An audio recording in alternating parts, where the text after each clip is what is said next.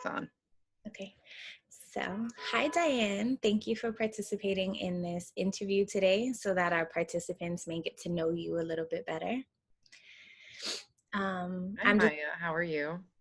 I'm okay. I'm doing well. And yourself? I'm pretty good, thanks. That's good. So, I'm just going to go through a couple of questions and you just answer, honestly, truthfully, and as much as you want. Okay. No problem. So we'll start off with the basic. Can you please introduce yourself by your name and your role with the Flushing On Track New York team?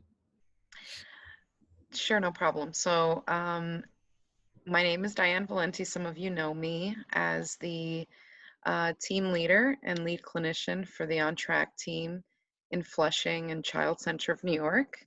My job is to oversee the program, supervise all team members, and also engage in outreach efforts, oversee the referrals for the program, and also to maintain a caseload of participants that I also see individually for therapy.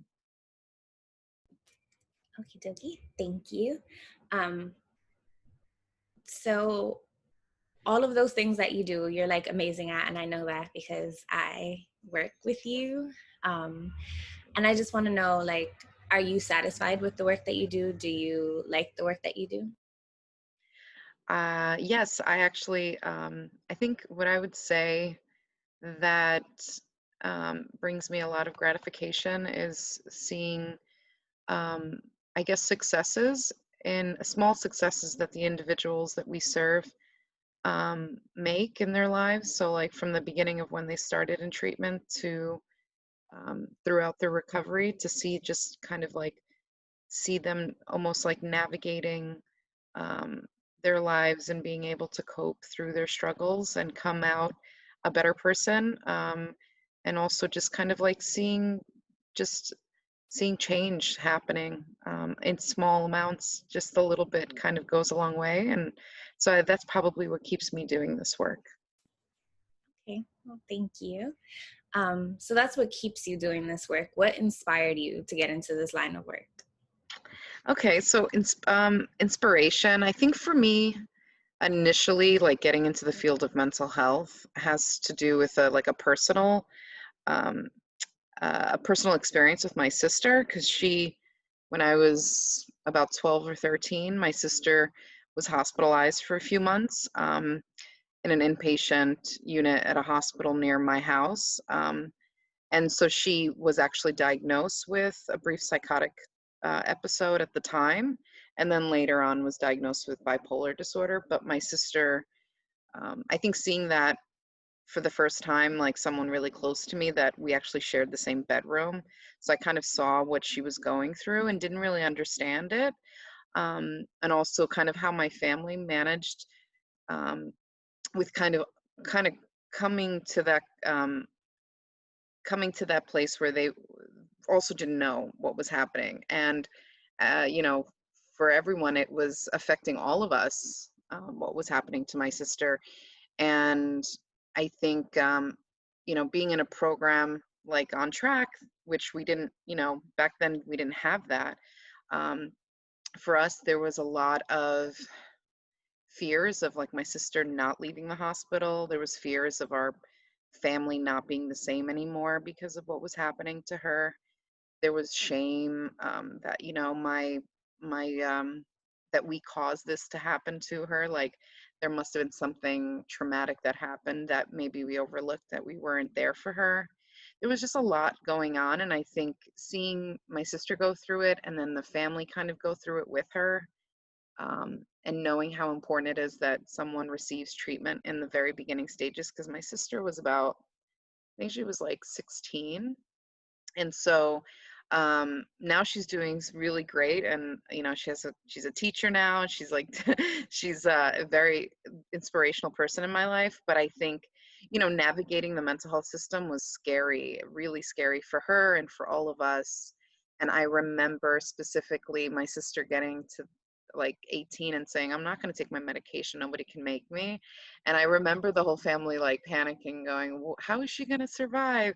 And like she's doing so great. And I think, you know, having a program like On Track where we really focus on like people's decisions and their choices and what they want and like meeting their goals and where they're at, I think is so important. So having that like experience growing up really made me want to work in the field because I felt like um, I wanted to make some kind of impact so that, you know, someone similar to myself, where I was just a sibling, kind of like how can I help the whole family go through this process because it's so hard, right? So I think that's really for me what has inspired me to do this work because it is close to my heart. So Oh, wow. Thank you so much for sharing that.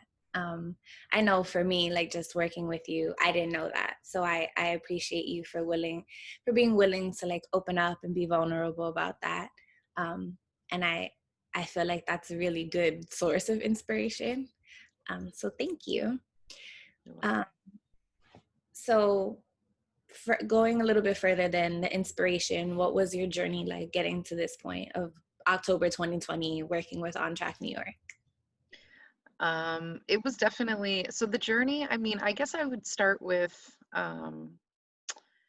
I guess where what I wanted to do career-wise, like, was definitely not linear. I think in the beginning, I knew I wanted to work in social work from many, many years ago when I went to school, and I knew I wanted one-to-one connection with people. I wanted to work with people who have, um, I guess, may be overlooked in society, kind of like so I started working with people with disabilities in the very beginning of my career and just helping them learn, skills, daily life skills, and helping them be more kind of like integrated into society and culture and getting them jobs. So I did that in the beginning. And then I wanted to work in child welfare. So I worked in foster care for a few years. Um, and more so working with the whole family to try to prevent kids from being removed from their families. Um, and then I started going, you know what, I kind of enjoy more working with people who have suffered a lot of trauma. So what I ended up doing was focusing my career more on mental health related issues. And so I started doing that in foster care. I was working mostly with children who had just been removed um, and just helping them go through I mean, really just focusing on what they're going through and trying to also help them, um, you know, stay where they want to be. So sometimes it's like the foster parent was more supportive to them. And so the system might be saying you have to go back to your biological parents. But my role at the time was to kind of like advocate for them and say, no, this kid is actually better off in their foster placement. So I really loved doing that work. It was hard and very personal to me too because I got really close with the kids that I worked with. So that was great. I loved doing it. And then I think what ended up, I ended up falling into working in a clinic because I did want to work with like kids and adults and specifically around their mental health related issues. So yeah, and then I came to the child center and I was working mostly with children at the Woodside Clinic and then was offered this awesome, amazing opportunity to work for On Track. So I like jumped at it and now I'm here. Cool. Thank you so much. A lot of like your journey is stuff that I can relate to. And I think that it's like super admirable that you did the work that you did as a social worker in ACS, because that work is super important. I was also in ACS and I had an advocate as well. And just that like work of advocating on the behalf of somebody who feels like they don't have a voice or what they want doesn't really matter is so great. And then like to see you transition and like get to this stage in your life is awesome. Thank you. Sharing. um Okay, so the next question is, you kind of touched on it before, but it's just the next question is, what have your experience with mental health been like in your own life? So you talked a little bit about your sister, and I'm just wondering if you ever experienced like any friends or anyone else who had their own mental health challenges, or if you yourself ever experienced any, and like what was that like for you? Yeah, no, definitely. I think it's hard to say. It's hard not to have a personal experience. I think most people have either had it directly, an experience with themselves going through their own traumas. But I think for me, um, there's been, I mean, I think I definitely feel like I've experienced or have seen or have observed a lot of people in my family go through a lot of emotional turmoil. Like my mom, I almost lost my mom a few times. She had a few open heart surgeries and she had cancer, and thankfully she survived. But I remember being like a mess and thinking that she's gonna die and I'm not ready for this. And actually, in the first time in my life, feeling very, very depressed at that time and feeling a loss of control and not knowing, like, how am I going to survive if my mom's not here? And so, for me personally, that was like a big, big challenge for me throughout my adolescence, is kind of like, and I also saw that in myself. Like I started like developing an eating disorder, and then I was, you know, just having a lot of self-esteem issues, and all of that had to do with like not feeling like I was in control of my life. And thankfully, I think what kind of got me through that period of my life was, just having really good friends and mentors telling me like, you know, even if your mom does pass, or even if you don't have control over your life right now, like you need to find ways to kind of keep yourself going. And so thankfully I had really good support systems with my family and my friends. And it's like even some of my professors in college and high school were really important and vital in my life. So that, and then I also was in a relationship with someone who had depression and some substance abuse problems that I watched and was a part of, and then meaning that I was enabling the situation and not knowing how to help the person that I'm in a relationship with. So that was difficult.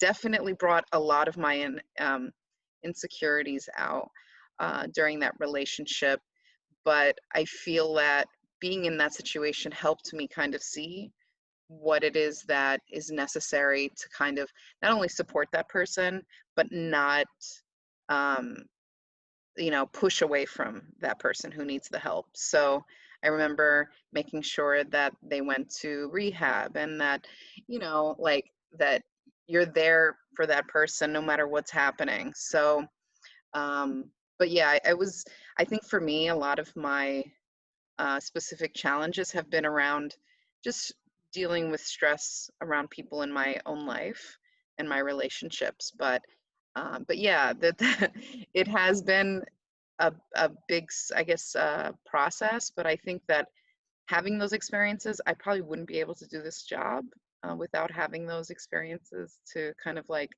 learn from them and know how to kind of support the people that we work with. Thank you.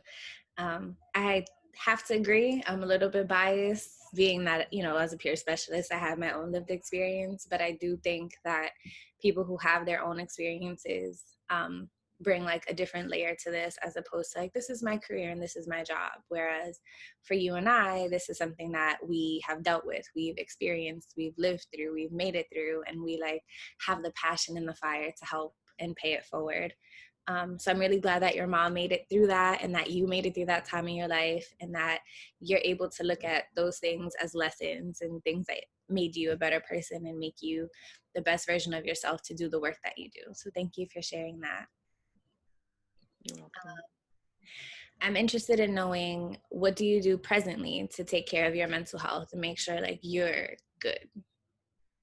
It's a good question, because I think I do think it's really important that self-care is that we take care of ourselves first and foremost, and whatever that could be, that could just be like taking time off, going on vacation, taking, just time for yourself to do something funny and like not serious. And I do think that for me, not working or not reading emails or not answering phone calls sometimes and just kind of tuning out and just kind of being present in the moment, listening to your thoughts. For me, I mean, a lot of the hobbies that I currently have are hard for me to do sometimes because, when you're not feeling up to it or you're tired, you don't want to do them. But I think that's the time when you should, because you're pushing yourself to enjoy something versus like, do it just because you feel like you have to. So, um, but I do think that like that is so important to find those things that either you've always liked to do or you just haven't done in a long time. Um, and like some of those things for me are like I like painting, which I never do anymore. But I like painting like abstract art. It's weird and like kind of freaky, but like my friends think it's funny that I think of very interesting shapes and put it on people's bodies and stuff, and I try to paint that. Or like I walk in the park with my dog, like something very simple, but I can easily do that. I love comedy shows. I love laughing. So I'll watch either a comedy show on TV or I'll go in person if I can. I also like watching like foreign films or independent films. Um, and like recently going hiking, I've been doing that more now with COVID, like trying to just get out of New York and finding a really beautiful place near the water and just having a picnic or something with a friend. Um, yeah, just traveling and getting out of the place that you live in is so important. So you can just like a change of scenery does so much to your mental health that I find it very important to do. But I've been trying to do more of it. I think we all can improve in that area, but for me, I'm trying my best to to do as much self-care as possible. Okay, yeah, good. That's good. I think that's super important for, like you said, for all of us to do. And I'm glad that you have ways of taking care of yourself. Um, and I'm glad that you have ways of keeping yourself laughing, which was going to be another question. Because I agree, like with COVID, the pandemic, the lockdown, not being able to like interact with people face to face as much. That's definitely a question that I've posed to some of our participants before, and I think it's interesting to see like how our team does that for ourselves, how we take care of ourselves, how we keep ourselves laughing. I've never been to a comedy show, and they kind of like intimidate me because of the way they like sometimes pick on people in the crowd. But I think that's really cool that you enjoy that. Um, do you have any other ways of keeping yourself like laughing and smiling and stuff like that? Yeah, definitely. I mean, I have two nieces and two nephews, and so like I know that if I hang out with them, they'll probably crack some really corny jokes and or they'll like ask me to do things that I don't know why I would do it, but I mean it's like my nephew. He's he's a very interesting kid because he's on the spectrum, so he's like he likes to do really odd things. Like he'll find a bug outside and he'll be like, Diti, come here and like I want to show you this new spider I found. And I'm like, no. Or like he'll be like, can you just twirl me? Like, it's like so little things like that, just hanging out with my nieces and nephews, I think it makes me feel young again. And the things that young kids do for fun, how they can like find anything in the room and play with it and enjoy it. And I kind of try to spend time with them and have them kind of tell me stories and make me laugh. So I try to do that as much as I can when I see them. I also like doing charades. So like with friends, we'll do it. We used to do it over Zoom during COVID. Charades or Pictionary or some kind of game, some funny game that I do with friends. We don't do that as often, but it definitely keeps you smiling and laughing. And like silly movies, watching silly movies on Netflix keeps me laughing too. Okay, cool. Um, that's great. I'm happy to hear that you're still able to like connect with people, even if it's not all the time or if it's not in person all the time. I love like heads up charades. That's my jam. So I feel you on that. And I think kids are just like, they're so wondrous because like you said, like they can make a game or a toy out of anything. Anything. Um, and it's like, it makes me a little bit jealous because I wish like I didn't have my adult barriers that make me like not see the fun in everything. Mhm. But also I am a child in some ways. So I do still see a lot of fun in things. And I think children bring that up even more. So shout out to your niece and nephew for being awesome kids. Thank you. Problem.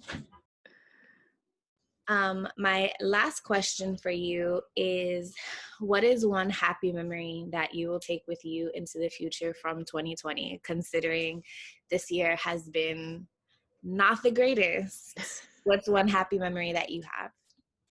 Um, yeah, when I think of happy memories, and it's hard to pick, I mean, well, it's not going to be that hard. It's hard to think about a happy memory that sticks out in my mind, but I would probably say a memory that I'll remember, and it's connected to something sad. I know this sounds bad, but when my dog passed away in February, um, I would have to say like the last time I was with her before, like she was getting sick in my apartment, and before I brought her to the vet, I kind of had a feeling that she was going to go. And I've had my dog for like 14 years, so it was like a big a big moment, and of just like processing the loss, knowing that it was going to happen, and being okay with it, and saying, I have to let her go because I know she'll be in a better place. So for me, like the last time holding her in my arms, and it might sound corny, but I'm not sure, but yeah, just remembering that memory of being with her the night before she passed, I'm probably never going to forget that. And I think, I was just kind of thinking about that specifically, like, was a very important memory this year for me. So it's like connected to something sad, but it's a memorable one for sure. I agree. Loss is hard. I'm sorry you lost your dog of such a long time. Um, but I think that saying goodbye, as hard as it is, when you have the chance to say goodbye, it makes a really big difference. So I'm really glad that you had that moment, and that you'll be able to like carry that memory forward with you, even though it is connected to like the sad part of it. It's like a bittersweet thing. But that just goes to show that you can find like a silver lining in things that are like sucky, Yes. and are hard. And it's also good to kind of like focus on what good you had despite all the bad, and like what you could be grateful for despite the bad. So I think that that's a lesson that you are kind of like iterating here, and I really appreciate you for sharing that. Thank you, Maya. Of course.